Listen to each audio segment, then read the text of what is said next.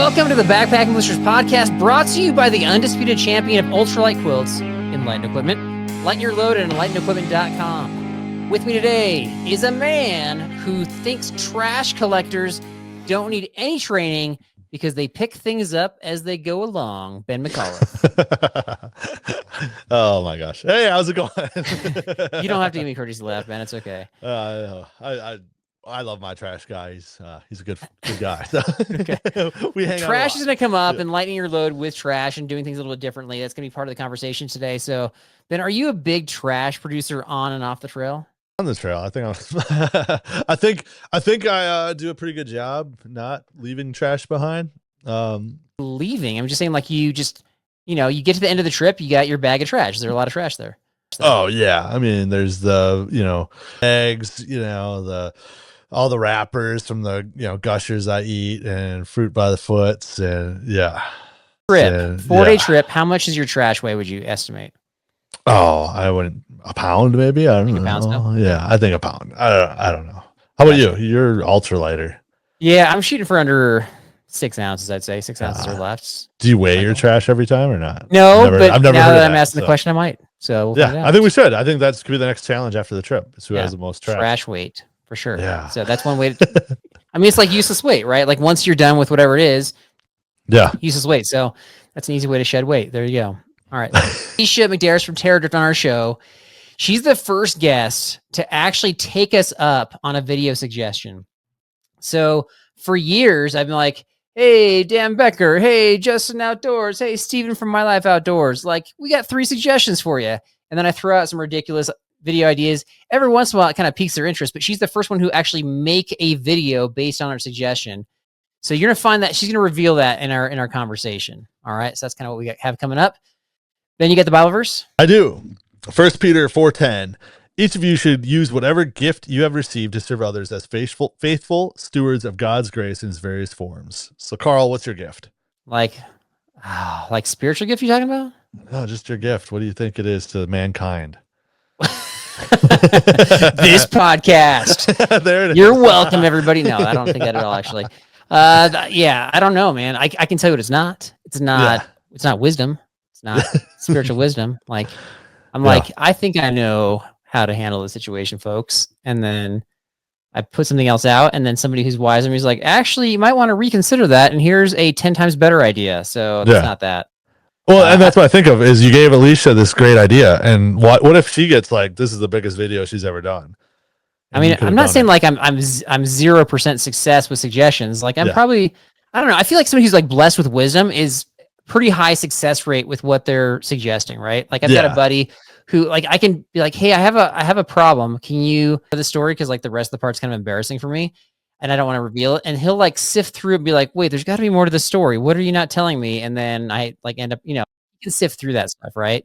So his percent is pretty high, but for me, if you just look at like my general like ideas, I'd say I'm probably like 50%, which is an F. Is that good? Yeah. I don't know. I don't know for ideas. Like, I watch a lot of like The Prophet or Shark Tank, or they got the new show On Brand, and they're all pitching ideas. And everyone that pitches ideas, I'm like, most of the time it's like, oh, this is a good idea. Like, I really on like Shark Tank, really? Like, there's so many terrible ideas. I mean, the hummingbird feeder that fits on your mouth or your face, whatever. No, but no, that's the one where you wear the hummingbird feeder and then the hummingbirds come to you. That was actually developed by somebody in Colorado. I actually like that one. I saw through it. Yeah, it's silly. I watched On Brand, and they're like marketing to Dunkin' Donuts. That's really good. That's really good. And then the CEO was like, "This is not good. Here's why." And he was like, quick. And I'm like, I don't have the brains to do that. To like look at something and be like, "This is why it's not." Oh, you can get caught up in the moment, especially if they're like, we are so profitable. Look at all of our numbers here. You're like, oh, this actually is a really good company. But if you're just watching on your couch, you're like, yeah, like they're profitable now, but this is still a terrible idea, right? You can so I don't know. It was good. Like the CEO was like, he was showing them why they were bad ideas, and that's why I was like, well, I thought they were all good ideas. You had like a Bible verse. Now we're talking about Shark Tank. Like I feel like you just watched an episode and it's like fresh in your mind. You're like, let's actually just talk about Shark Tank. Well, because I was thinking about brand, like Alisha, she took one of your ideas and ran with it. It was good, and we don't know if it's good. We have to see if the video gets good hits. So We're going to have it linked in our show description, so maybe people might check it out and help it out, but we'll find out. So here we go. Alisha McDarris. With us today is the host of the very popular Terradrift YouTube channel, Alisha McDarris. How's it going today? Oh, it's going so well. The sun is shining. The trails are hero dirt for mountain biking because it just rained like 2 days ago. So hero dirt. Nice. I don't think I've heard that hero dirt before. Okay. I Birds think are chirping. Mountain biking. Yeah. You put out some videos on correct pronunciations of some project. I can't even say that. Products. Please enlighten us. How do you say Teva and Morel correct? I'm guessing not Ben the way you just did it. No. So it is Teva. It is the sandal brand. It's an Israeli word, I believe. Israeli. Israeli. Oh, Israeli. Yeah. Okay. Yeah, I think. Wait a minute. It's an Israeli brand. I don't think I knew that. I don't. That's not where they're based. But that's the word they chose. Oh, I see what you're saying. Yeah. Doesn't Teva sound better than Teva? Yes. Okay. I don't Merrill. Ben says Morel. Is either correct? It is Merrill. Yeah. Merrill. I know. It feels weird to say that though. To be honest, the most controversial one, I don't know if you've done a video on this one, but the most controversial one that people have a really hard time with is CNOC. Ah, yes. Canuck. Okay. So we have somebody who's from the company that listens to our show, and then that's how he told me. And then we had a guest on who pronounced it the correct way, and we had like people raging mad in the comments about that. It's not pronounced that way. It's CNOC. So yeah, but I think in the end, I feel like in the end, it's not a consumer issue. I think it's a company issue. I think if you are making a brand, if you're branding yourself and the word is hard to pronounce or it's confusing, I think that's a bad idea. What do you guys think? Yeah. I mean, I think at least you need to have like a pronunciation guide pretty front and center. Has anybody messed up Terradrift as your brand? I don't think so. I don't think I've heard any crazy pronunciations. Got things like butt packing and bushes. So I think that's the worst one we have. I mean, how would you pronounce Nike when it first came out, that call? Or would you have been Nike? Nike, yeah. That's before my time. So Nike's pretty well established. But all right. So the reason why we got you on, I'm really excited to talk about this, is last year we gave you 3 suggestions for videos that you could produce. And we've done this. I've probably done this, I don't know, like 5 to 10 times with YouTubers over the years. And sometimes they're actually like, that's not a bad idea. But you actually made a video from one of our ideas. So I'm going to give the rundown of the 3 that I gave you, and then you can do the reveal on which one you picked. So your choices were A, we let strangers pack our gear and food. How did it go? B, how to backpack with 0 plastic. Or C, when to pet wild animals you encounter. I'm really hoping for C. Yeah. Honestly, all great ideas. Thank you. I remember liking A as well. I was like, that would be a really funny video. That sounds like a collab. Like you pack my backpack and I do yours, right? Right. Yeah. Okay. So I get that's still on the radar, Okay. Never say never. And while, you know what, we've also tossed around the idea of doing C because what? That well, I mean, it's just lizards and stuff, Carl. I don't think she's going after the big like moose and I've pet a deer before, folks. So I think that there's other options out there. Yeah. Bold. Yeah. It was just boring, it's okay. That's so nothing. I've done sea turtles, Carl, so it's okay. Okay. But we did pick B. B, 0 plastic. Yep. All right. So give us the setup. So like when we say 0 plastic, like what does that mean? So what I did was like 0 waste plastic. So meaning I eliminated everything from my backpacking kit that was single-use plastic. So yeah, which is a lot, right? Because backpackers, we don't have refrigeration. We're eating on the go. We're doing single-serve meals. So like our meals are in single-use plastic bags. Our snacks are all in like single-use, nut packages. Meal things, you're saying, right? Right. Yeah. Okay. Yeah. Those are mostly plastic. You might pack, even if you buy bulk nuts, there you probably, or a larger bag of nuts, you probably bought them in a plastic bag. Zip top bags if you're organizing things. Electrolyte packets, instant coffee. Instant coffee. No one does instant everything. Coffee. We do the fancy stuff here. Oh, nice. Well done. I do the fancy instant coffee. Oh, you're missing out. Because I'm an ultralighter and I don't want to bother. It's heavy. In any case, like everything is in single-use plastic. And when I really got down to it, I was like, holy cow, if I'm really going for it, it's also, spices and seasonings. What were those packaged in when I bought them? But you're counting things not even that you're bringing on the trail, but just even how you purchased in the first place. Yeah. I went full set. Wow. Okay. Wow. Yeah. So did you get like the basil plants and got your own plant and like had to crush dry it out beforehand? Yeah. I didn't go that far for this because I didn't make my own meals for this one. Okay. But we might get to that in a minute. But yeah, I even went like personal care items, sunscreen, zero plastic, lip balm, lotion.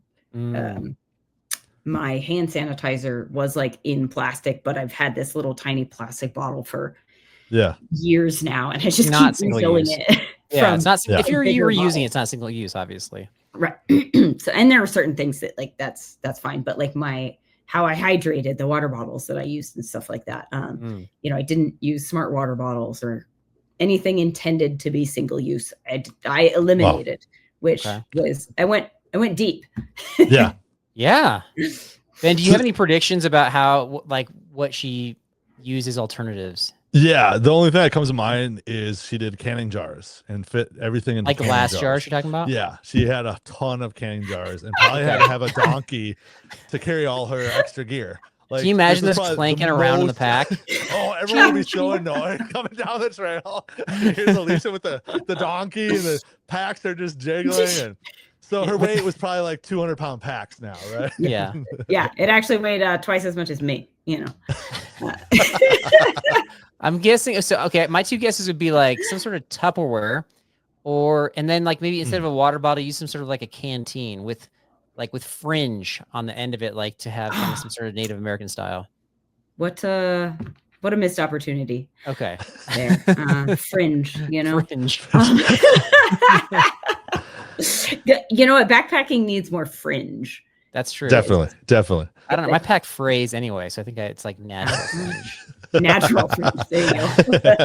All right. Give us some of your secrets. How did you get around this stuff? I think the biggest difficulty going zero waste with backpacking is food and drink, right? Because everything is packaged in single-use plastic packaging that, like, technically some of it can be recycled, but you have to either have buy one of those boxes from TerraCycle or something that you can throw everything into. But they're kind of like, it's an investment to get one of those boxes to be able to recycle all that stuff. And there are some stores, I think REI still does it, where you can take your like snack packaging and deposit it in like a little box they have there, and it'll get recycled.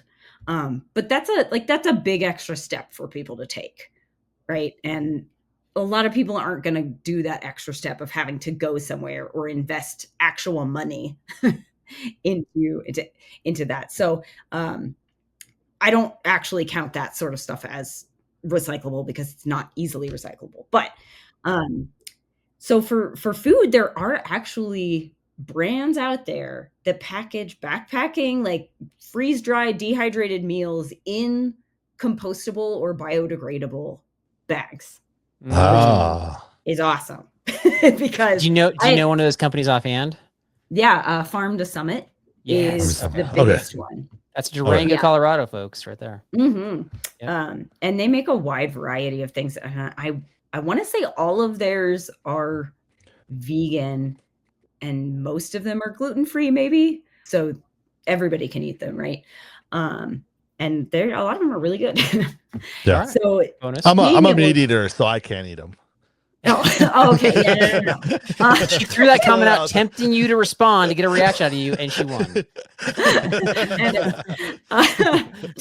She's like, everybody can eat it. Like, no, okay. Sorry, except for Ben, apparently, who refuses. Yeah. But yeah, they make a wide variety of meals, and they're in compostable packaging. And like it's packaging, I believe, that you can either burn safely, like in a backyard fire pit or something, or you can throw in your backyard compost, which is big. Like you don't have to put it in a curbside bin, for like a curbside compost, which my city doesn't have anyway. So that would be no good. What about a cat hole compost out in the backcountry? Is that controversial? I think it is. That's probably not ideal. I imagine that would not break down very fast. And probably end up getting dug up because it smells like food still. And that's true. Like compost has to have all of the, the anaerobic environment or whatever, and have things to help break it down. Coffee grounds. If you do normal coffee, you put the coffee grounds in there. Yeah. Yes, you can do that. It's like, what else can I dump out of the bag? What else can I put in this cat hole? Quite the concoction after we're done here. I mean, your last day, you don't need the straw in your pillow. You can dump that in there too, guys. Come on. Straw in your pillow. Oh my gosh. Okay. Do you sleep okay out there? He's got mice running around his pillow still. Yeah. Oh my god. Okay, so I guess tip number 1 or strategy number 1 is to buy compostable / biodegradable freeze-dried meal bags, such as Farm to Summit. That's a really good one. That's a really good strategy. It's a really easy one because, like I've spent a lot of time making my own backpacking meals. I'm sure you have as well. And it's fine. It's great, but it takes time. Right. And energy, and you have to like mix things and measure stuff. And I've spent, nights before backpacking trips sitting on my kitchen floor with like measuring cups and stasher bags. And I'm just like mixing ingredients. It's a pain. So it's nice to be able to like have the option to just buy a meal for sure. when you want. Yeah. Yeah, like snacks and stuff. For this trip, I mostly hit up the bulk section of my local grocery store. Like my supermarket has a baller bulk section.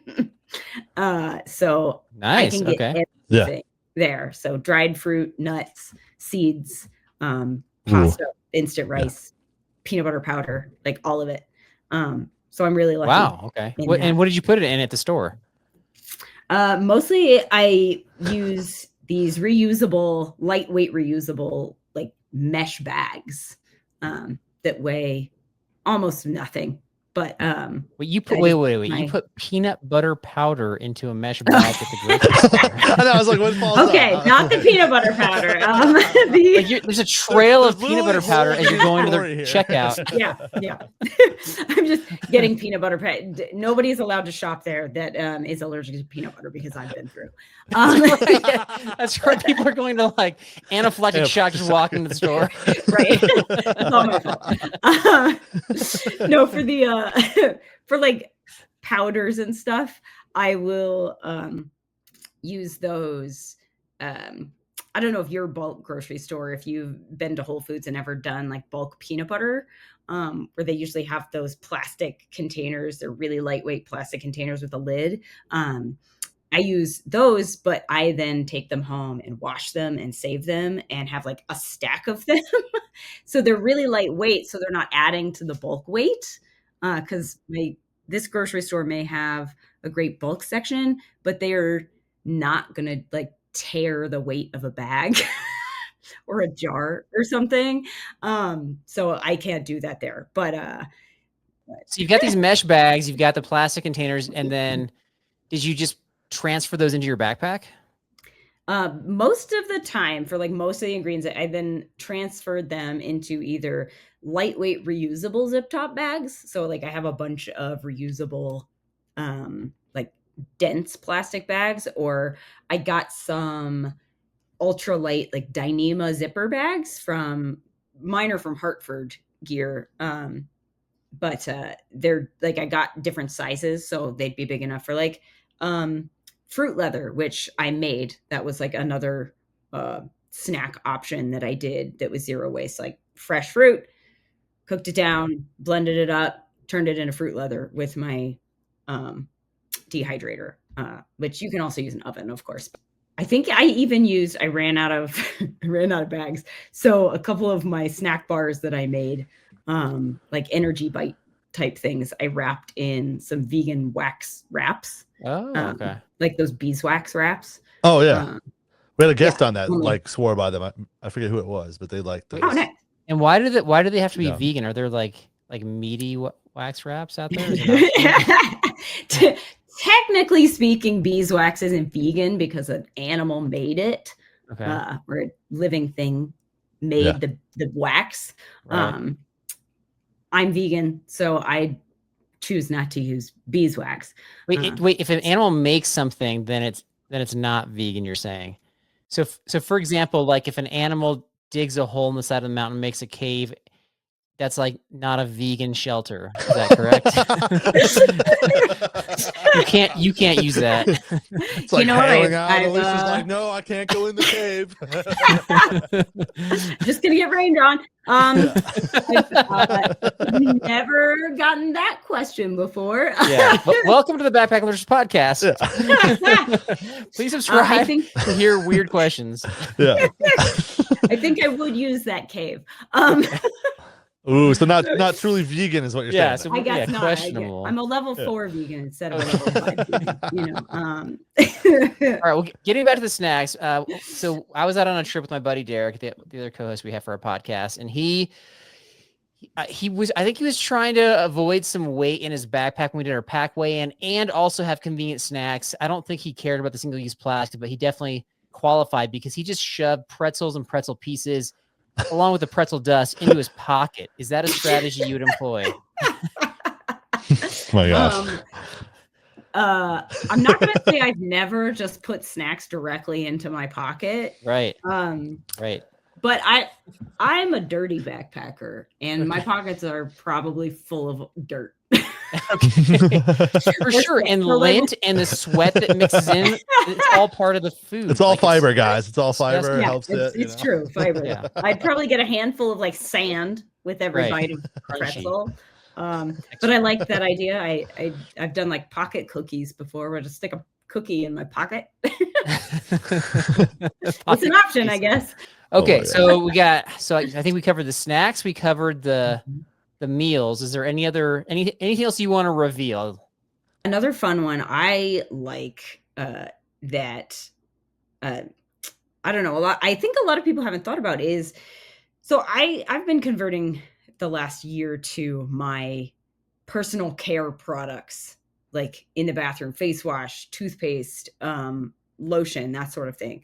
I've started converting all of that to zero waste just at home, like things packaged in cardboard or metal or glass or whatever. And one of my favorite things about doing that was being able to carry some of it into backpacking, namely toothpaste tablets, which also have the benefit of being ultra light, and you can take exactly as many as you need for the trip. So like no weight waste. Which they don't weigh anything. I love. Yeah, but if you spit, isn't that considered waste? Yeah. I mean, I but it's biodegradable, you know. Okay. So. Okay. You can add that to your cat hole again. So. Yep. Just spit it right in the cat hole. Everything else, your coffee, your human waste. Right. We'll do an episode on that. Is like all the things you can legally add to cat holes. Here you go. Here's what you can. Here's what you can't. Right. Okay. Which is another thing. Like you can. The idea of home actually sounds hard because if you go down the aisle at the store, the kind of the personal hygiene aisle, all that's down there is plastic containers. Like I can't even Yeah. think of anything that's not in a plastic container down there. So you'd have to get creative, either buying online or going to some different types of stores to find that stuff, I imagine, right? Yeah, you really do.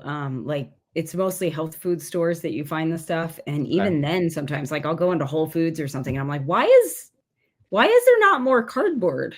Like, like deodorant. You don't need deodorant in plastic. It works perfectly fine in a cardboard tube that you just push up from the bottom. Or like a metal or glass tube that you can get like a refill on, right? Like, can you please refill my deodorant? I don't know. You know, they got that like trail mix that you just push the lever down and deodorant. You just go deodorant bars. Last time you were on the show, Carl gave you 3 ideas. He's ready to give you 3 more ideas. And when he told me, he's like, "Hey, Alisha stole one of my ideas I gave her, you know, and used it." I was like, "Well, is she coming back on because she ran out of ideas?" So before he gives you the 3 ideas, is there any truth to that you just ran out of ideas and you're picking Carl's brain? Like, what else can I do, Carl? No, there's always a list of ideas. My husband and I have like a Google Doc full of ideas. We do. That's what we do as well. That's funny. But I'm always open to new ones. I do want to say though that I did remember as we're talking about it that somebody did do the like the kind of letting somebody pack their own gear. We had Richard from Tasmania made a video. It wasn't a stranger. It was his son, which might be even more risky, who doesn't know as much about backpacking as he does. And so he was definitely missing some things out on the trail, but I thought that it was cool that he tried that one. He's also a YouTuber, but that was he just like listened to the episode and did that. But okay, I got 3 more ideas for you. So the question again is, which one would you most likely be willing to try? Okay. And I tried to pull some inspiration from videos you'd already put out. So that way it might be kind of along those lines. Letter A, the best 0 sandals for camp comfort, style, stream crossings, and price. So 4 criteria right there. Letter B, I gave a group of strangers on a backpacking trip an unsolicited tutorial on leave no trace guidelines. Letter C, I confronted 3 companies with confusing names and scolded them.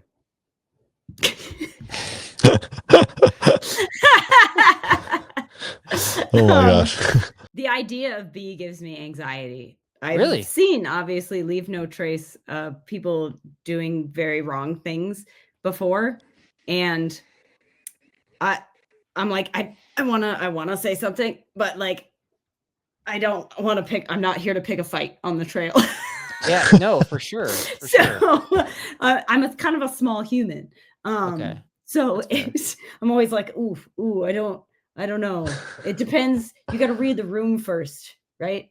Right. And you're like, what's the vibe here? Let's see. I've seen that, by the way. We've actually experienced letter B. It was on the Timberline Trail, and it was just like, I don't know, a quarter mile in. Some guy who I think was a volunteer for the area was like, gather around, folks, step right up. I got to tell you about this stuff. And then he just like starts lecturing about leave no trace guidelines. And I was like, looking at him like, what? We don't have to listen to him. Like we can just keep hiking, but everybody was engaged. And then I thought it was hilarious. So I just stayed. And then I just asked him like, how did you get everybody to listen to you? And one lady mistook my question and thought that I was like really bothered by him. And she's like, I liked what he had to say. I was like, oh, I apologize. And so I'm like, all right, good job, buddy. And then I kept on going. But I just thought like, it's pretty impressive to be able to like gather people around to then lecture them. Right. Carl, do you see his name tag? It said fake volunteer. Fake volunteer. It was part of another podcast. But Alisha, you're a pretty commanding presence and like a pretty confident person. So I thought if anybody else could do it, you could do it. That's the thought behind it anyway. I do find that I'm pretty like confident and knowledgeable. I'm just afraid of other people. That's awesome. All right. Oh my gosh. All right. Let's build it up, Alisha. Me and you are walking. I'm in front of you, and I have my blow pop, and I spit my gum out onto the trail. Is that something that you'd like pick up, or would you just like yeah? How do you respond to that situation? Yeah. Come out on the trail. No, it's disgusting. I don't know. If I was feeling really bold, I might be like, "Oh, sir, you dropped your gum." Oh, which is passive but communicative, maybe passive aggressive, if we're being honest here. Sir, sir. Yeah. Sir, please. You dropped your gum. Did you mean to do that? So sorry. Yeah, I lost its flavor. I spit it out. Oh, like, Yeah. oh, do you have a trash bag for that? Oh, I'm going zero plastic. No. This is a very uncomfortable conversation. I'm like nervous, even though I know this isn't actually happening. Exactly. Yeah, okay. I'm. All right, so B is out. So you got the sandals, or you got scolding the companies. I think scolding the companies would be very funny. You got to record it, right? Yeah, you'd have to record it. But I think A would be the easiest one for us to do, because I have an arsenal, a veritable arsenal of barefoot shoes, sandals specifically, in my closet at all times. We look forward to that episode in a year. Great. Excellent. if you want to throw any ideas our way, we're always open to good ideas. So that's right. Awesome. Okay. Yeah, next time you're on, well, yeah, you can challenge us. That's actually that'd be fair. Okay, it's time for our lightning round. So this is your first time. I think we started our lightning round right after you were on, and so you've got 1 minute to answer as many questions as you can. Okay. Average is about 8. Some people get a little less. Some people get a little more. But if you can beat 8, you're doing really well. All right. Are you ready for this? I'm ready. Let's go. All right. The timer starts once Ben asks his first question. Okay. All right. Weirdest creature you've ever seen? Scorpions are pretty weird. Hot Pockets, pizza rolls, or raw spinach? Raw spinach. Quilt or sleeping bag? Quilt. An annoying sound people make? Clearing their throat, but only because I do that a lot. Make an annoying sound. Your favorite piece of gear that has plastic? Ooh, my Alpenblow ultralight pad inflator. Nice. Trail mix with M&Ms or not? If they're vegan M&Ms, yes. Mustaches are... Should be worn minimally. Cover my mouth now. Last time you fell down the stairs? I don't know. That's it. Never. I don't know. But 2 years ago. And time. Okay. What a weird question. Was that really a minute, by the way? Yeah. It was over a minute. I give her a little extra time. I would like to apologize for the question. Last time you fell down the stairs. That's probably our worst question we've ever asked in the lightning round. I think you asked it, actually, didn't you? I think you asked it. You asked it. Hasn't been an answer. What if she's never fallen down the stairs? What if she doesn't even have stairs? Oh. I don't remember the last time. I mean, like, it's happened, but I don't remember when it was. If you have to take a big step because you like skip a stair, but like falling down the stairs, you like die doing that. Yeah. I mean, yeah, I suppose so. I guess it's been a while for me too. Carl, for you? Yeah, probably when I was a kid, maybe. I don't know. I don't know. I've been a pretty good walker since I've been learned. So yeah. That's impressive. Well, okay, if you carry something down the stairs where like it's so big you can't see where your feet are going, that could cause a fall right there. Yeah. Yeah, for sure. All right, Ben, is there any takeaways from anything she said? Anything that the Scorpions I disagree with, but whatever. I don't know. It's the first thing. But you know what? They are crazy because they glow under a black light. That's true. Yeah, which is pretty freaky and weird. But if given more time, I'd probably pick a different answer. And I think the raw spinach was just a layup, Carl, because obviously she's not going to go for the meat stuff and pizza rolls. I know. It was more of a play on your re-asking that question over and over and over and over again during the lightning round, and I just was adding a little twist to it. So because I'm always curious, like what do people like more? But whatever. Yeah, and there's a lot of people that don't eat either one of those. It's just it's kind of like the stairs question. Anyway. All right. My takeaway was, I actually have kind of a further thought. So is Alpenglow, that's the brand that you mentioned about the pad inflator? Yeah, Alpenglow. Okay. All right. So we actually mentioned them in a previous episode as somebody who's kind of on the cusp of like making a lot of their gear using 3D printing.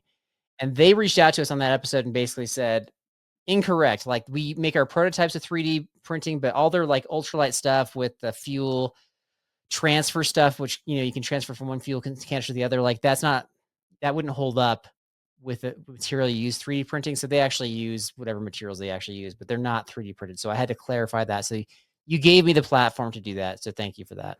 You're welcome. You're welcome. I think some of it's molded. He feels better. Look at that weight. I feel better because I don't like providing false information. Or if it's false information, it better be a good story. Then that's fine. Yeah. Right. At least be entertaining. At least be entertaining. You've been an inspiration in this episode in many ways. So thank you for being willing to try one of our ideas and then just kind of go all in on it. So besides this video that you got out now, what else can we look forward to on the Terradrift YouTube channel?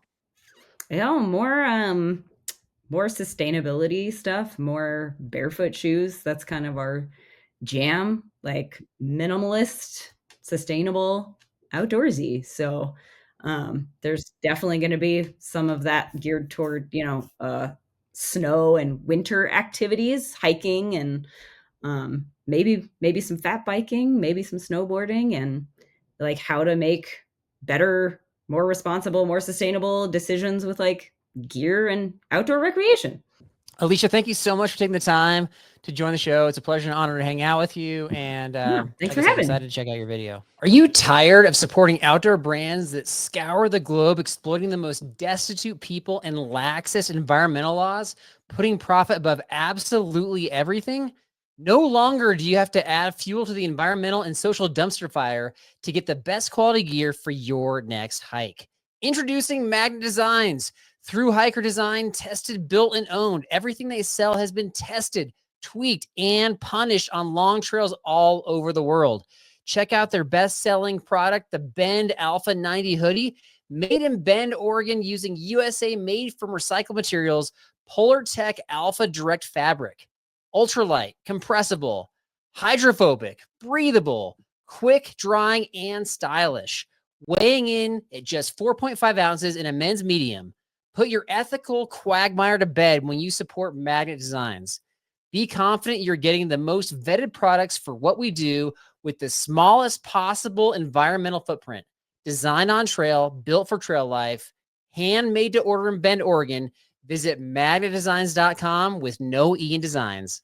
All right, so we build this is like a controversial episode. It says, like, I think our working title is a controversial new ultralight strategy, really knowing how she did things. Is this correct? I think it will be. Zero plastic is tough, as she explained, to go like all out. And she even went to grocery stores and like was trying to use zero plastic that way. That's a lot of effort. Like, I don't have that much effort to like go like, or I guess care. I probably should care more, but to go zero plastic, aren't you adding stuff or having to reuse stuff, thinking about it, rather than just taking, going backpacking to go backpacking and having fun? Like, does that take the fun out of it, do you think, for you to have to like think about all that? Here's why I think we hit the nail on the head. Yeah. It's because of like what we're talking, we're kind of joking about it, but if you're pouring things into a cat hole, or basically the idea is that you're getting rid of things while you're out there. Yeah. Then you're going ultralight. Yeah. But not everybody thinks that's wise or that fits the leave no trace criteria. So even if you're taking something that's like made out of paper, like the freeze dried meal she's talking about, and you throw that in your campfire, like it's still, the ashes are there, right? You're leaving the trace. That's why it could be controversial. Like pouring coffee grounds and like burying them, that's not leave no trace. So, but it's biodegradable. So that's why it's controversial, right? Well, it's supposed to be helpful, actually, more helpful to the environment. Yeah, theoretically, but people are like, I don't know. We're going to get comments about that. So I hope we do. I want to hear what people, because Starbucks, they give away their coffee grounds for your gardens. So yeah, but we're not, when we go back, we're not making gardens out there. We're just, we're trying to just enjoy the outdoors. Not like, I wonder what's going to grow in my cat hole a year from now. I'll come back and visit. Like, it's, we're not putting seeds down, right? Right. Although is that your next thing? You're gonna start bringing seeds? Yeah, there's some pine cones to see if we have like a little baby pine tree. I mean, how like I made the joke about like spitting out toothpaste, but like sunflower seeds, like, dude, the spitting out toothpaste, like you might be right about that. Even if it's biodegradable, people might be bothered by that for sure. Well, and that's what I mean is like, is sunflower seeds, like, do you have to get the seeds only rather than the shell because you're spitting out the shells on the trail? Yeah. So like, is that something that's like going to be an issue to some people? Yeah, definitely. Because it's also like an eyesore if you see sunflower seeds on the trail, right? You don't want to see that. So I hate it. Just we talked about throwing like orange peels or banana peels like into the forest. Yeah. And like where nobody's gonna see them, and people still were like, and that was like I don't know, we debated that a few years ago and people had a hard time with that. So I'm not saying we do it, I'm not saying we don't, I'm just saying that people have a hard time. So any other takeaways from the conversation? No, I think we covered everything. I mean, it was a fun episode and everything was good. I'm excited to see if anyone has any thoughts. I hope they reach out to us about this episode, because I think it will have a lot of different viewpoints on what is considered ultralight and where's kind of ridiculous. Like, I was surprised she didn't bring up like seaweed wraps, instead of like the beeswax. Like, she could have used seaweed and then ate the seaweed, or I guess maybe that's biodegradable. I don't know, but yeah, I don't know. So it'll be interesting to see where everyone's at with this. Yeah, interesting. Okay. Well, what do you guys think? Is there any other ideas you would have, or are you just kind of like resolved to just having the, the plastic kind of in your Ziploc bag, which is also, I don't know. I reuse my Ziploc bag. So I'll have like my Ziploc bags, my food bag one trip, and then it's like the trash bag the next trip, or maybe I'll make a food bag for multiple trips. But anyway, okay. So thanks to Alisha for coming on the show. I got a couple tidbits. So I've got a couple reactions to some recent episodes. And all right, first one, again, it's like the Lloyd Vogel episode. We got a lot of reactions to that one. He's the CEO for Garage Going Gear. I think I already mentioned that. And I ran some ideas by him. One of the ideas I ran by him was winterized Crocs, where you fill in the holes and then you add like studs, like for like for winter tires. Yeah. So first of all, what do you think of that idea? I thought they already made them, because don't they make ones that are like kind of fleece on the? Yeah, people think that's winterized. No, those are horrible, because they're a little bit warmer, but the holes are still there. So if you like walk in the snow or whatever, it's like they're going to soak through, and then they don't add any grip on the bottom. Yeah, so I think the studs is probably what makes it more winterized, and I think that's a good idea. I mean, unless you're going out like really thick snow. I don't wear Crocs, but I'm sure people do. Okay. They're popular. We had 2 people respond with pictures. Oh. So Richard from Tasmania and Brian from Ohio, they sent me pictures of their version of winterized Crocs. They didn't fill in the holes, but they attached like some form of micro spikes to the bottom of their Crocs. So apparently it's not a new invention. Yeah. I wasn't the first person to think of it. So kudos to those guys. Last one I got is, I talked about this controversial idea, and I've talked about this for years, but I haven't done it, which is going on a backpacking trip and bringing zero food, where I've got to go and basically beg for food from other people on the trip. Okay. But like as a mooch, but I'm also helping other people reduce their pack weight. So I'm not talking about people that I'm going with. I'm talking about people I've got to go like encounter strangers while they're backpacking. Maybe they're on their way out. Maybe it's like day 2 or day 3, and they're like, I brought way too much food. And I just simply eat the overpacked food of others. So that was first. Do you like that idea or no? Do that on the trail within the group. So yeah, in the group. So, that's not very nice. No, I don't. We had 2 dudes that didn't quite have enough food, and I helped them get some more food by like bringing it up as part of like our group camp time. But I didn't. Yeah. I wasn't. No, I'm kidding. Actively begging. Anyway, all right. That looks good. Can I have some? So somebody said, where would be a great place to do this is in Alaska, because there's people that are like bailing on that mountain all the time. Like they get, sick, mountain sickness, altitude sickness, whatever. And so they're constantly bailing, and they overpack their food. You could easily get all their food. And then people that are just trying to lighten their load that realize they overpacked, like they would happily give up their weight so they don't have to carry it higher and higher up the mountain. So that was Rudy Hain Camp on YouTube. Thanks. Good suggestion, Rudy. That's a good one. I like that one. I think you should do that one. And I only meant it as a joke because I carry enough food for both of us. So. All right. Well, you can try. But that's not. Yeah, but that wouldn't work because if we're going together, I'd have to ask from a stranger as a key. Yeah. So. And I mean, how many strangers do you usually see on a trail? So I mean, you might get 1-2 meals. You think you can like get enough for 6 meals? I mean, if you're talking about like, it depends on the trail you're talking about. If you're talking about like the Timberline Trail, then you're going to see enough backpackers to fill a small country because there's so many of them out there. But yeah, if you're going remote, then that's not super smart for sure. So my friend, that's all I got. You got anything else? Yeah, I think that's a wrap. Just let's take it to the trash now. It's a wrap to the trash. Have a good weekend. God bless everybody.